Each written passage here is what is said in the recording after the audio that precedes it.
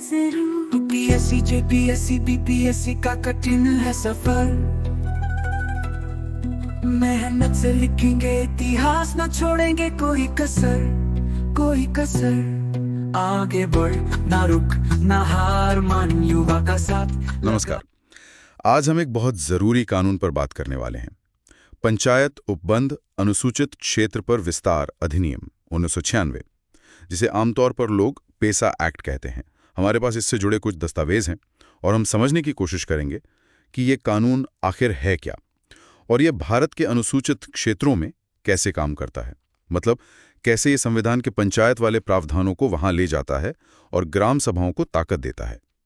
हाँ, और ये समझना भी जरूरी है कि इन इलाकों के लिए मतलब अनुसूचित क्षेत्रों के लिए अलग नियमों की जरूरत ही क्यों पड़ी। पेसा एक्ट असल में संविधान का जो भाग 9 है पंचायत वाला, हाँ, उसे ही इन क्षेत्रों में लागू करता है, पर कुछ खास बदलावों और अपवादों के साथ, ताकि वहां की जो विशिष्ट जरूरतें हैं उनका ध्यान रखा जा सके। अच्छा, तो चलिए इसे थोड़ा और खोलते हैं।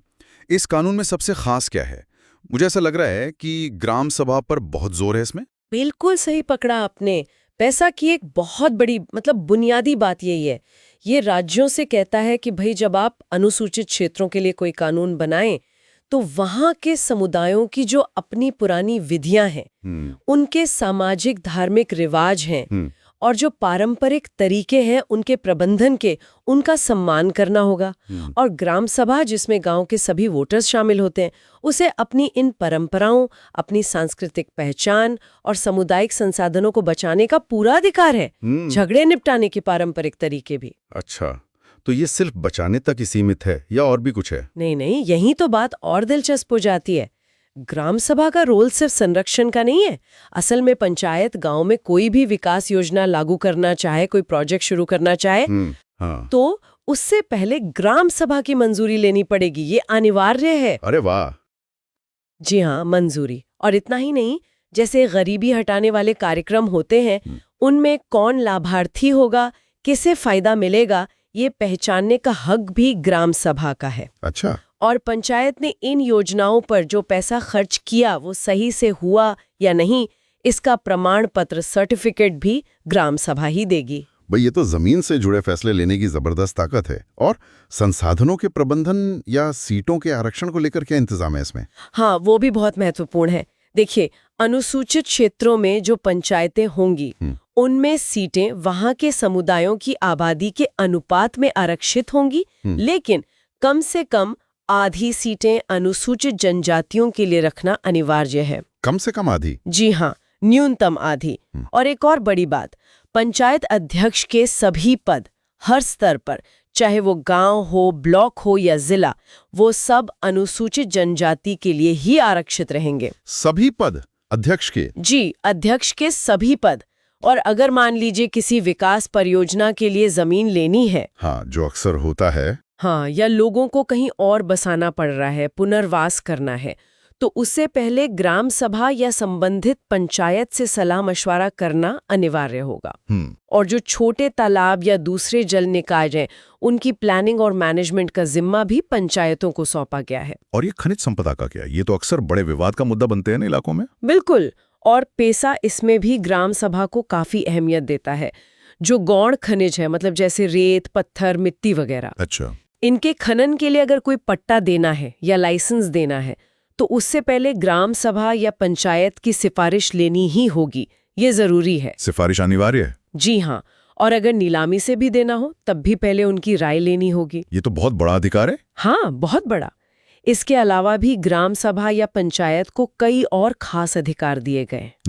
जैसे कि गांव में नशीली चीजों की बिक्री को कंट्रोल करना या उस पर रोक लगाना। फिर जो गौण वन उपज होती है, तेंदुपत्ता, महुआ वगैरह, हाँ, जिन पर कई लोगों की रोजी रोटी चलती है, बिल्कुल, उनका मालिकाना हक ग्राम सभा पंचायत के पास होगा। और एक बहुत जरूरी बात, आदिवासियों की जमीन गैर आदिवासियों को न जाए, इसे रोकना। और अगर किसी की जमीन गलत तरीके से चली गई है तो उसे वापस दिलाने में मदद करना। गांव की जो हाट बाजार लगते हैं उनका मैनेजमेंट करना और आदिवासियों को जो कर्ज दिया जाता है साहूकारों वगैरह से, उस पर नियंत्रण रखना, ये सब अधिकार भी हैं।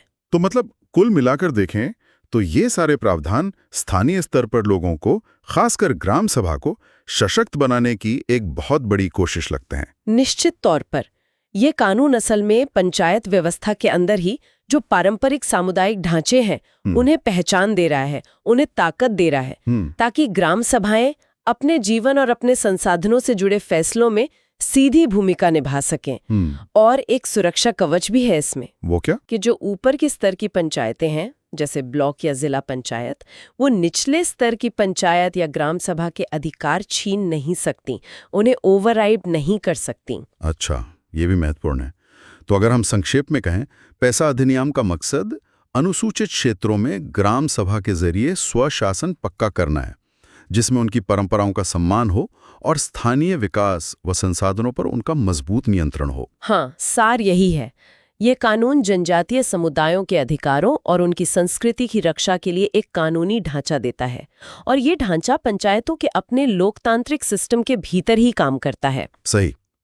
यहाँ पर एक बात सोचने पर मजबूर करती है कि 1996 में पैसा ने कागज पर तो इतने व्यापक अधिकार दे दिए, है ना? लेकिन पिछले लगभग 3 दशकों में जमीनी हकीकत क्या रही है? अलग अलग राज्यों ने इन अधिकारों को कितना असरदार तरीके से लागू किया है, और आज भी वो कौन सी चुनौतियां हैं जो अनुसूचित क्षेत्रों में वास्तविक स्वशासन को पूरी तरह साकार होने से रोक रही हैं? ये एक बड़ा सवाल है।